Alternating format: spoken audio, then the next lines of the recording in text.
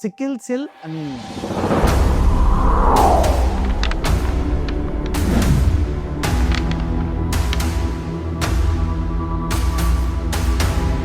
మామూలుగా మన బ్లడ్లో ఎర్ర రక్త కణాలు, తెల్ల రక్త కణాలు, ప్లేట్లెట్స్ అనేది మామూలుగా ఉంటుంది. ఎర్ర రక్త కణాలు అనేది దాని లైఫ్ స్పాన్ 120 రోజులు అన్నమాట. అది పుట్టింది తర్వాత చనిపోయే లోపల దానికి 120 రోజులు ఉంటుందన్నమాట.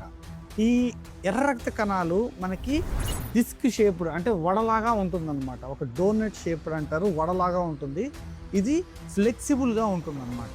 గుండెని పంప్ చేసేటప్పుడు మనకి ప్రతి అవయవానికి వెళ్తుంది, ప్రతి ఆర్గాన్కి వెళ్ళడం అనేది ఈ వడ షేప్లో ఉన్నప్పుడు చాలా ఫ్లెక్సిబుల్గా వెళ్ళిపోతుంది అన్నమాట. ఈ ఎర్ర రక్త కణాలు మామూలుగా వడ షేప్లో ఉండకుండా సికిల్ సెల్ అన్నమాట. సికిల్ అంటే ఏంటంటే మనకి కొడవలి షేప్ అన్నమాట. ఈ కొడవలి షేప్లో ఎప్పుడైతే ఉంటుందో అప్పుడు దానికి ఈ ఫ్లెక్సిబిలిటీ అనేది తగ్గిపోతుంది. ఫ్లెక్సిబిలిటీ తగ్గడం వల్ల ఏ అవయవానికి అయితే వెళ్తుందో అక్కడ బ్లాకింగ్ అనేది జరుగుతుంది అన్నమాట.